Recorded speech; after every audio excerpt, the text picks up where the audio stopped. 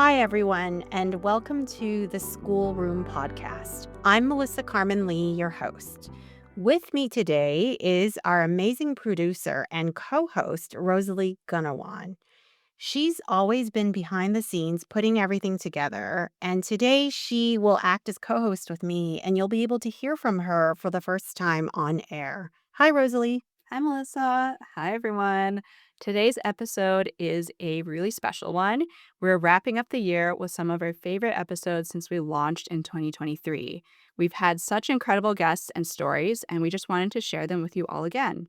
That's right. We'll be revisiting 7 standout conversations that moved us, from wartime love stories and community activism to Olympic triumphs and journeys of Chinese Canadian identity. And of course, we'll be playing audio excerpts from each guest to bring you right into these moments. So get comfy and let's dive right in. Our first highlight comes from Rick Wong, who joined us around Remembrance Day. Rick brought us his parents' love stories set against the backdrop of World War II. His father, Henry Hank Wong, was one of 13 Chinese Canadian men handpicked for Force 136, a secret British special ops unit in Asia.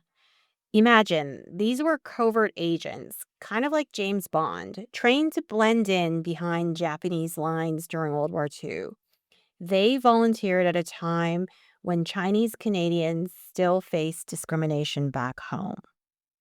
Yeah, that's right. So, back home in Canada, the Chinese Exclusion Act, which came into effect in 1923 until 1947, was barring most Chinese immigration, splitting families apart. And yet, in the midst of this war, Hank Wong found love. He met Rick's mother, Myrtle, on a beach in Australia while on military training. Myrtle was Chinese Australian and later on became one of the very few Chinese women allowed into Canada during the exclusion era. During this period, there were actually only 44 Chinese people allowed into Canada. So it's truly incredible that this story was able to happen. And Hank and Myrtle's meeting is the stuff of movies. It was a chance encounter that defied borders and bans. I still remember in this interview, Rick painted this vivid picture of his parents' first meeting. It was so charming. In my mind, there's still an image of his mom, Myrtle, whipping cream on the beach that I can't forget. Let's listen to Rick as he recounts that moment. My mom had a story that at that time food was rationed in Australia. And somehow she knew some farmers and she got some whipped cream. And so at St. Kilda's, she was whipping cream on the beach and attracted the attention of my dad. so So, for those that don't know, that's where is St. Kilda's? St. Kilda's in Melbourne. Well, they went over to Australia and then they were waiting to be dropped in on a mission into occupied China. What I've heard more recently was that the projected mission was to liberate the British prisoners in Hong Kong. And so that's what they're preparing for. They had studied parachuting and all that, but their plan was to drop them in by submarine. So while they were in Australia, they were billeted with Chinese families and had some kind of social relations with the Chinese community in Australia. And so I said that they didn't get to penetrate enemy lines, they just got to crash a lot of parties. So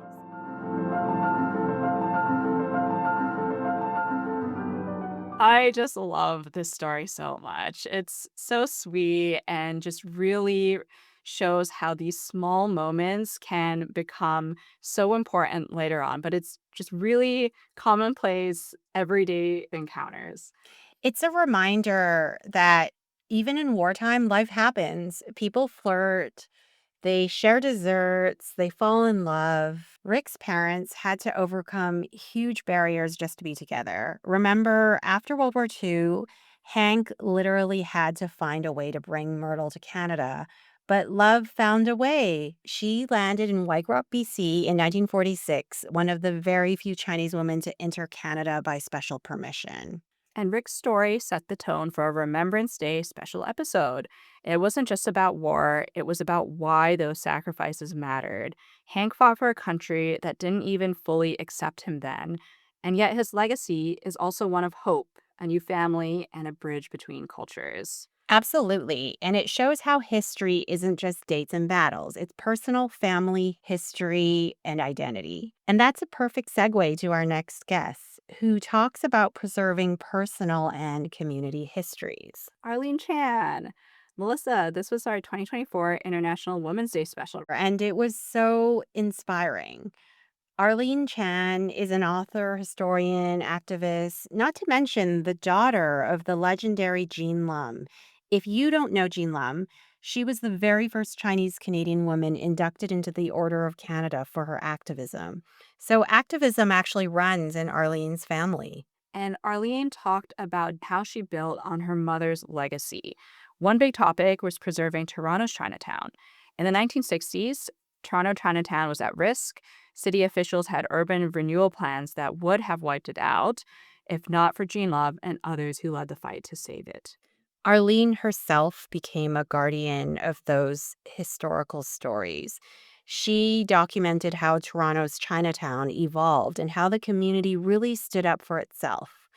What's cool is she also served as a cultural bridge in pop culture. She was the consultant on Disney's Pixar, Turning Red. I love that movie, ensuring that the portrayal of a Chinese Canadian family in Toronto was authentic. I love that movie so much too. And that's right. We even did a special in person program at the Chinese Canadian Museum on this in April 2024 when Arlene came to visit us. And so the excerpt that we picked today is Arlene reflecting on women's rights and voices, both hers and her mother's. She has this great anecdote about how her mother, Jean Lum, taught her to speak up. So let's listen to Arlene Chan in her own words.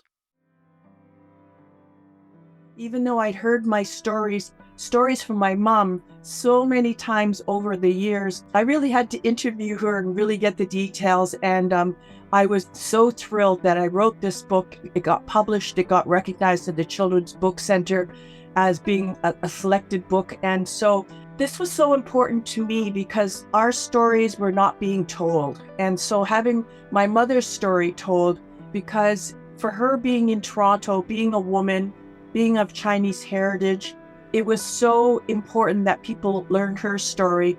And I wanted to instill a sense of pride for children and young people who are going to the library, finding books, to find a story like that for about a young girl who was so young, who had so little when she was growing up, and yet was able to accomplish so much. So that's what kind of launched my writing career. And then that has launched a lot of things about speaking engagements and continuing my writing. I love how Arlene connects her mother's fight to her own life. Me too. Thanks to activists like Jean Lum, Toronto's Chinatown still thrives as a cultural hub. And thanks to Arlene, those stories are documented for future generations. Also, how cool is it that she helped shape Turning Red? Arlene made sure the little details, the Cantonese phrases, the family dynamics, all ran true. For me, it's women like her who really ensure authentic representation. Absolutely. Arlene's segment reminded us that preserving history and fighting for rights often go hand in hand. It was a perfect conversation for International Women's Day, one generation of women paving the way for the next. Next highlight on the podcast, we went from community activism and women's voices to Chinese Canadians in sports. I loved how our conversation with Lori Fung really talked about breaking ground with Olympic gold. Lori is a retired rhythmic gymnast from Vancouver, and get this, she won Canada's first ever Olympic gold in rhythmic gymnastics back in the 1984 Los Angeles Olympics. Lori Fung's victory was historic on multiple levels. I learned through doing the research for this podcast that the 1984 LA Games were actually the first time rhythmic gymnastics were included in the Olympics. So Lori became the first Olympic champion in the sport ever. She's mixed Chinese and Japanese Canadian, which made her the first Canadian of Chinese descent, as well as the first Canadian of Japanese descent to win an Olympic gold medal. I remember in our interview, I really could feel Lori's energy and humility. She talked about growing up in East Vancouver, training with very limited resources, often feeling like the underdog on the world stage. Imagine this young Chinese, Japanese, Canadian woman coming in and taking the gold. No one saw it coming. She also talked about the importance of representation and how seeing an Asian face on the podium mattered to a lot of people back home in Canada. Lori became a symbol of Canadian diversity in sports and proof that champions come from all backgrounds. So we chose a clip where Lori really reflects on that golden moment and what it took to get there. Let's listen to Lori Fung. I wasn't expected to win. I knew I had a good chance at getting a medal, but I just did each of my routines in the finals. And at the end of each routine, I was just thinking to myself if I was pleased or proud of the performance that I did and that I just nailed a routine. I wasn't looking at scores. And I remember after my last routine, I was just so proud of my accomplishment at the Olympics, not about the placing, but just of my accomplishment. I finished, I went to the dressing room to pack up my stuff, feeling very satisfied at how I did at the Olympics, but didn't know my result. And it was a friend of mine from the American team. She came barging into the dressing room, screaming at the top of her lungs, saying, "Lori, you did it, you did it, you did it." And I'm like looking at her going, "I did what?" And I'm thinking to myself, I got a medal, I got a bronze medal maybe, or because going into the finals, I was sitting in bronze medal position. And she goes, "No, you won the whole freaking thing." Oh my So goodness. I went out into the arena. I had security guards on me. I had interview cameras in my face. I was just standing there in complete shock, not knowing, what had happened. And I didn't know if my parents and my sister, who had come down to watch the Olympics, were actually there because they bought tickets for the preliminary round and they didn't buy tickets for the final. And I found out the day before that they were going to try to get tickets to the finals by getting scalp tickets. And so I really didn't know if my parents had made it in because there was no texting, there's no cell phones. I really didn't know. So it was just all a big blur of emotion. And it wasn't until I was standing on the medal podium and I was watching the Canadian flag rise up, singing "O Canada." And as the flag rose up, just under the flag, I could see my mom and my sister sitting there. They were both in tears, of course.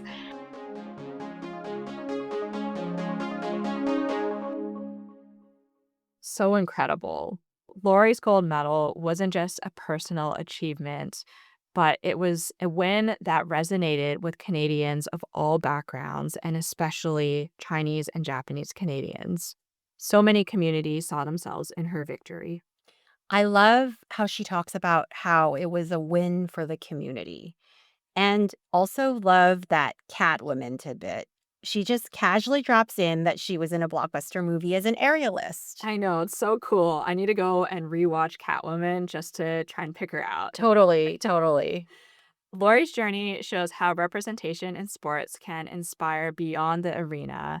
After her win, I'm sure she inspired girls from across Canada to get into rhythmic gymnastics. Exactly. And she's still involved in gymnastics, coaching and mentoring. Actually, Lori's passion for giving back reminds me of another woman we spoke with, someone who has been a pioneer in a different arena, the Canadian Senate. Yeah, our next highlight is Dr. Lillian Eva Kwan Dick. Lillian's story is all about identity and advocacy. She's a retired senator, the first Indigenous woman and first Canadian born woman of Chinese descent to serve in Canada's Senate. Not only that, Lillian was also the first First Nations woman in Canada to earn a PhD in the sciences. She's actually a retired neuroscientist. So inspiring. Lillian is of Cree First Nations and Chinese ancestry. Her life was full of navigating these two identities. In our Truth and Reconciliation Day special episode, She shared how growing up in the 1950s and 60s, she was told to hide her Cree heritage and to identify only as Chinese. This was advice given to her probably because there was so much prejudice against Indigenous peoples. So imagine being a child and feeling you had to deny a part of yourself. Even though times were bad for Chinese people in Canada, like Indigenous people were really at the bottom of the barrel. And seeing that in Lillian's story, it left a really deep mark on her. It also fueled her advocacy later on. And in the Senate, Lillian fought for Indigenous women's rights and for recognizing the unique challenges faced by Indigenous and mixed race communities like her own. So, for instance, she was instrumental in pushing through a law to toughen penalties for violence against Indigenous women. She also worked on restoring Indian status to women who had lost it by marrying non Indigenous men, a discriminatory law that impacted her own family when her Indigenous mother married her Chinese father. Lillian's interview was so moving. We picked an excerpt where she talks about growing up caught between two worlds. Here's Dr. Lillian Dick in her own words.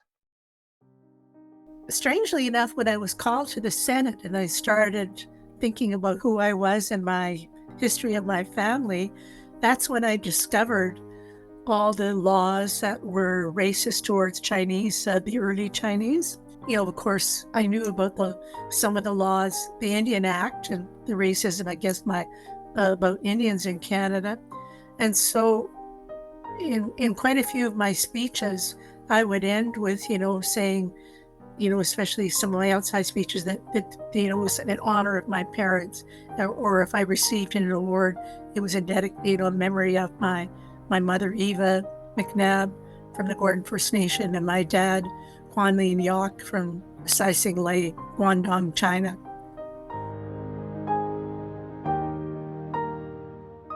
What an inspiration. Lillian's story really underscores how personal identity can drive public advocacy.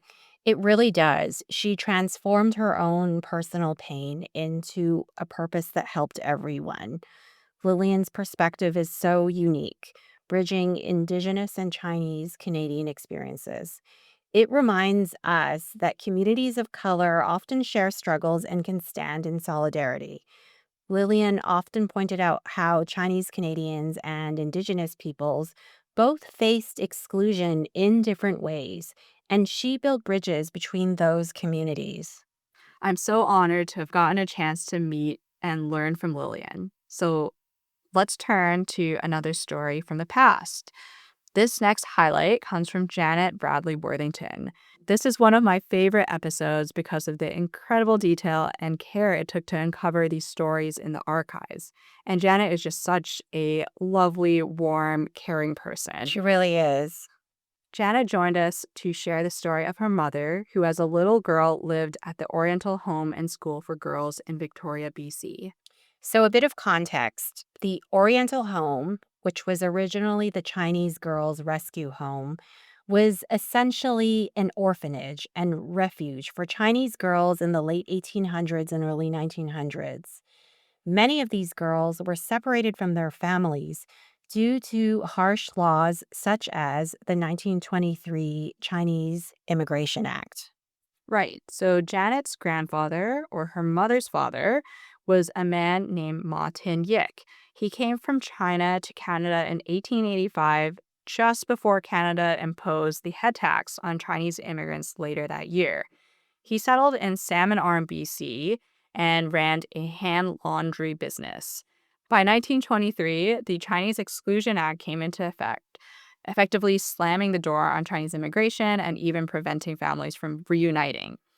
That same year, Ma Tin-yik's wife, Janet's grandmother, tragically passed away, leaving Ma Tin-yik a widower with two young daughters, and because of the Exclusion Act, no way to bring any relatives from China to help with child care. I remember this story, and especially because it was also in the paper trail, just imagining the desperation. Janet's grandfather, had to work such long hours to survive. He had no extended family to help him with his two young daughters, thanks to the exclusion policy. And ultimately, he had to place his little girls in the Victoria Oriental home, hoping they'd be cared for there. And one of those girls was Janet's mother. What's incredible is Janet didn't know very much about this growing up. Her mother never talked about her childhood in the home. It was a buried chapter and likely a very painful one that Janet only discovered years later after she went digging through the archival records of the home.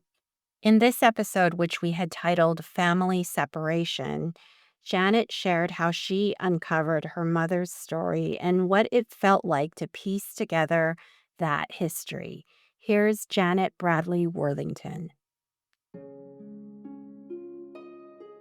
2 months after my Aunt Laura was born, in January 1924, Jean passed away, and Mayet was faced with a big problem, and because of the Exclusion Act, there were no Chinese women, or at least very few, available for him to marry and care for the girls. I think the stats show there was one Chinese woman for every 28 men. So because of the Exclusion Act, Mayet couldn't bring over the wife he had in China, which I just recently learned about. And so she couldn't care for the girls because no Chinese or very few were allowed into Canada. And this was during the Exclusion Act, which Yes. had just passed. Right, the Exclusion Act as of July 1st, 1923, and she died in January 1924. Right. If it hadn't been for that Exclusion Act, she might have been able to come over, and then I wouldn't be here.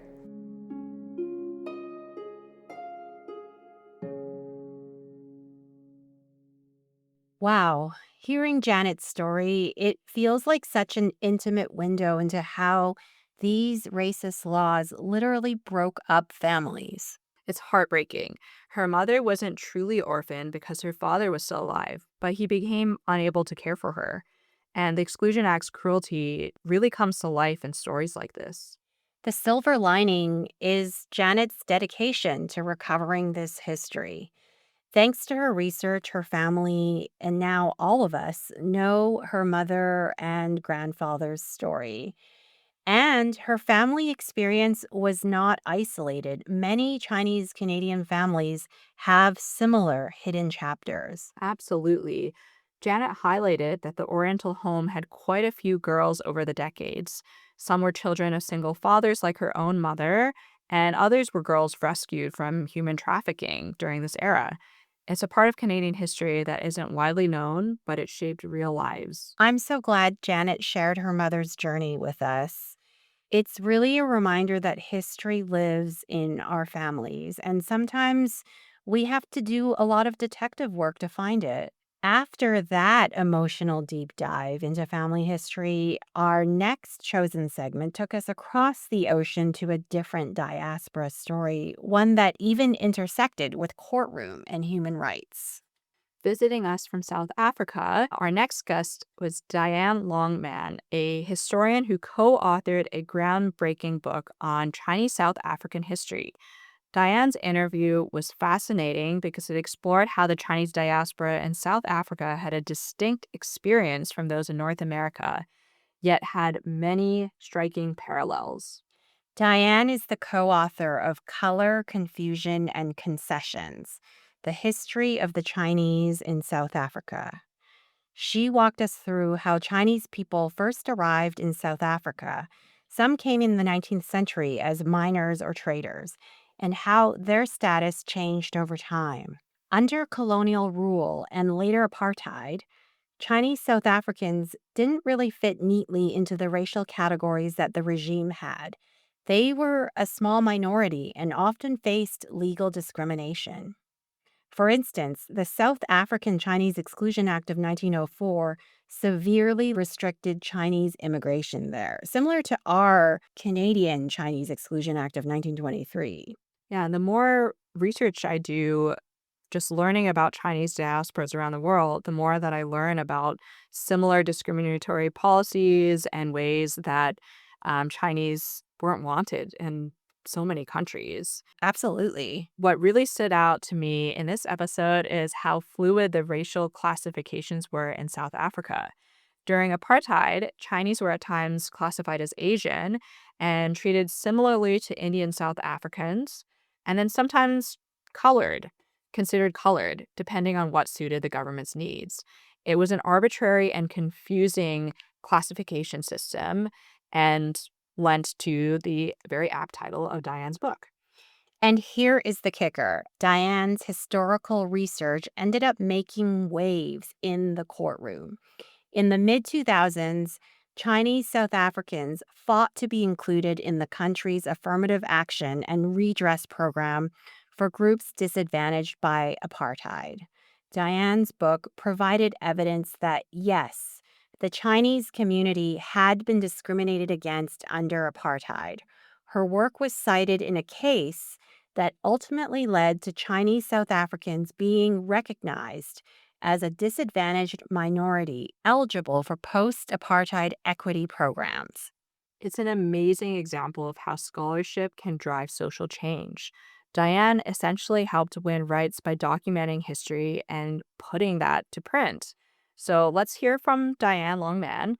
In this clip, she talks about discovering the unique path of Chinese in South Africa and that pivotal legal moment. The Chinese were so caught in a no man's land between black and white. So the first law that came in was the Affirmative Action Act of 1998. So we thought, okay, hooray, the Chinese had been discriminated against. They were what is called previously disadvantaged. Right. But when the law came out, we were no longer there. It was only the blacks, the coloreds, and the Indians. No mention of Chinese. Okay, we're excluded completely. Why is that? Because everybody thought we were white. Now, why did they think we were white? I'll come back to that. It's the concessions part. Okay, and there was another act which was the Broad-Based Black Economic Empowerment Act, which also said who was going to be recognized as previously disadvantaged. So what the Chinese had to do in 1907 was actually go the legal route, take the government to court and say, hey, by the way, we were previously disadvantaged. And one of the really fortunate things that we had written the book, because they used this book as evidence of that. If there was no book, how were you going to prove that you were previously disadvantaged? Wow, that is so powerful. It feels like history is not just academic for Diane, but it feels living and actionable. Her book literally helped change policy in democratic South Africa. And isn't it the dream of any historian or writer that your work makes a tangible difference like this? Yes. For the Chinese South African community, which is relatively small, that recognition was huge. Another thing that I loved about this interview was how connected Diane felt to Chinese diasporas everywhere. She mentioned that when she visits Canada or the US, she notices familiar themes: family run businesses, community associations, but also key differences. It's like hearing all these parallel universes of Chinese diasporas. I totally do the same thing when I visit new places. I like always on the agenda, visit the Chinatown, learn a little about local history, and there's bound to be some sort of history on Chinese immigration.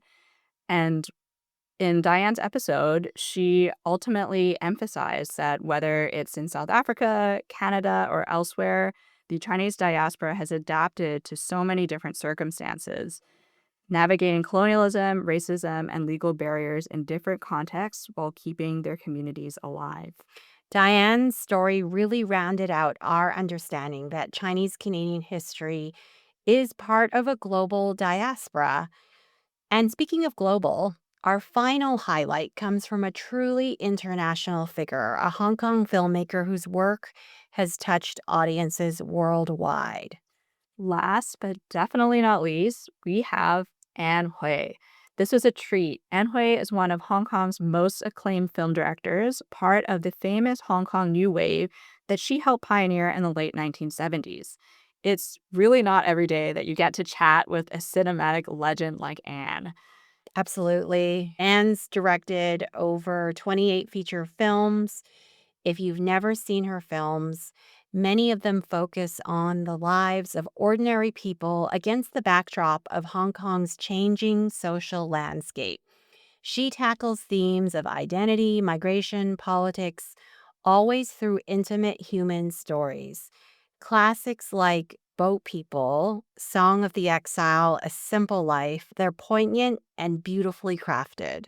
And really timeless. As part of Anne's visit to Vancouver, we did a series of programming and collaborations where we screened some of these films, and rewatching some of these and watching some of them for the first time, that human nature really pulled me in and left a huge impact. What struck me in our conversation with Anne is how incredibly down to earth she is. She is such a force in Hong Kong cinema, and yet she's so humble and open about her creative process. She talked a lot about the attention to authenticity in her filmmaking, like how she recreates the feel of a 1960s Hong Kong street or a rural Chinese village with such painstaking detail. And she also shared her philosophy of giving back. She believes that successful artists have a responsibility to support society and younger generations. We were truly privileged to be able to spend a week with Anne Hui here in Vancouver. But one fun anecdote that I remember was from her film, Song of the Exile, which was semi-autobiographical. It's about a Hong Kong woman and her relationship with her mother, who is from Japan. Anne casts the wonderful, beautiful Maggie Cheung in the lead role. But she revealed to us she was concerned about what audiences would think about Maggie Cheung playing the role of Anne. Here's Anne reflecting on her directing experiences. At that time, actually, have to work with Maggie because she is the actress whom the boss said, I want a film by Maggie Cheung. He wanted me to work on a movie with Lu Xiaofen, who was his girlfriend. I resisted that. And I said, oh, I got a story about mother and daughter. I mean, I can ask Lu Xiaofen to play the mother because she looks a bit like my mom. And then he said, but you must ask Maggie Cheung to play the daughter. I said, oh my God, no way I can look like her. And then I convinced myself by thinking, oh, the audience doesn't know that it's your story, so it's okay. I mean, even if they knew it's your story, it's okay, someone acted, But I felt sort of quite embarrassed to ask Maggie Cheung to play me, but I didn't choose her. I mean, I would have chosen someone who's different, It's so funny to me that she was worried people would think she's too full of herself for casting Maggie Cheung as herself because she cares so much about authenticity. But Maggie Cheung did such an amazing job in that role. I think it really speaks to Anne being so humble as well. Anne feels authentic because she is authentic. Her films feel authentic because she cares about those details, not just the set dressing, but really the emotional truth. And it reminds me how commitment to truth in storytelling can leave such a mark on audiences. Also, Anne's philosophy on storytelling resonates so deeply and really connects all of the stories we've heard today. From Rick Wong, Arlene Chan, Lori Fong, Lillian Dick, Janet Bradley Worthington, Diane Longman, and Anne Hui, they're all in their own ways storytellers and working in service for their communities. By sharing their truth, they've each contributed something to society in their own way. Totally agree, Rosalie. This episode has taken us through beaches in Australia, Toronto's Chinatown, Olympic Arena, Senate Chambers, South African Court, Hong Kong film sets. It's been a journey, and through it all, what stands together is the power of remembering and sharing stories. These personal histories and reflections are how we connect, learn, and grow. totally agree with you. And it's been so fun revisiting these moments with you and with our listeners. We hope you found them as moving and enlightening as we did. Before we sign off, I want to thank you, our listeners, for joining us in the schoolroom all year long. A huge thank to all of our guests, all of our other interviewees in 2024 and in 2025. Your voices made this podcast what it is. And if you enjoyed this best of episode, please share it with a friend. As always, you can find all the full interviews and more wherever you get your podcasts and on our website, www.chinesecanadianmuseum.ca.